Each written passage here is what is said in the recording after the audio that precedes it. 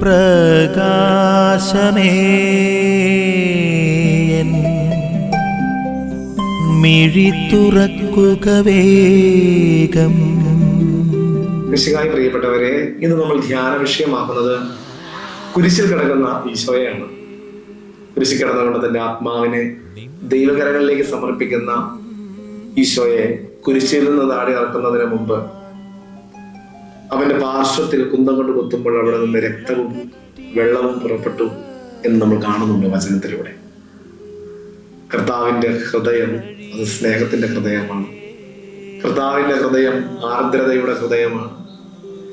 കർത്താവിന്റെ തിരുരക്തം, ഹൃദയത്തിൽ നിന്നൊഴുകുന്ന തിരുരക്തം, അത് സൗഖ്യത്തിന്റെ അനുഭവമാണെന്ന് ഈ വചനം നമ്മെ ഓർമ്മിപ്പിക്കുന്നുണ്ട്.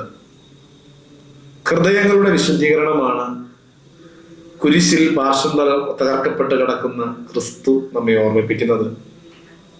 ഈ തിരുഹൃദയം പോലെ നമ്മുടെ ഹൃദയങ്ങൾ വിശുദ്ധമായി തീരണം. നമുക്കറിയാം, കഠിന ഹൃദയർ ഒത്തിരി ഉണ്ട് ഈ ലോകത്തിൽ. തകർന്ന ഹൃദയമുള്ളവരുണ്ട്, മുറിവേറ്റ ഹൃദയമുള്ളവരുണ്ട്, പാർശ്വവൽക്കരിക്കപ്പെട്ട ഹൃദയങ്ങളുമായി കഴിയുന്നവർ. ഇങ്ങനെ പലവിധ ഹൃദയങ്ങളുള്ളവരാണ് നമ്മൾ.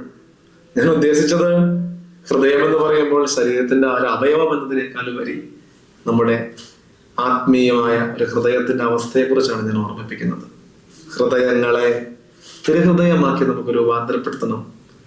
നമ്മുടെ ഹൃദയങ്ങളിലേക്ക് കർത്താവിന്റെ തിരുരക്തം വന്നിറങ്ങുമ്പോൾ ഹൃദയങ്ങളിൽ നിന്ന് തിരുഹൃദയത്തിലേക്കുള്ള രൂപാന്തരീകരണം സാധ്യമാകും. ഒരുപക്ഷെ കർത്താവിന്റെ കാൽവരിയിലെ കുരിശിന്റെ താഴെ പോയി നിന്നിരുന്നെങ്കിൽ ഹൃദയത്തിൽ നിന്നൊഴുകുന്ന ഈ തിരുരക്തം നമ്മെ പൊതിഞ്ഞ് സംരക്ഷിച്ചാണ്.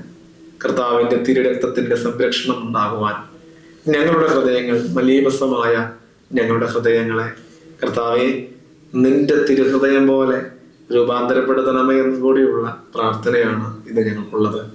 അതിനുള്ള കൃപ തിരുഹൃദയമുള്ള ഈശോയെ ഞങ്ങൾക്ക് നൽകണമേ. വലിയ ഹൃദയ ശാന്തതയും എളിമയും നൽകി നിന്റെ തിരുഹൃദയം പോലെ ഞങ്ങളുടെ ഹൃദയങ്ങളെ രൂപാന്തരപ്പെടുത്തണമേ എന്ന് ഞങ്ങൾ പ്രാർത്ഥിക്കുന്നു. ആമേൻ. നിൻ വഴിയേ നടക്ക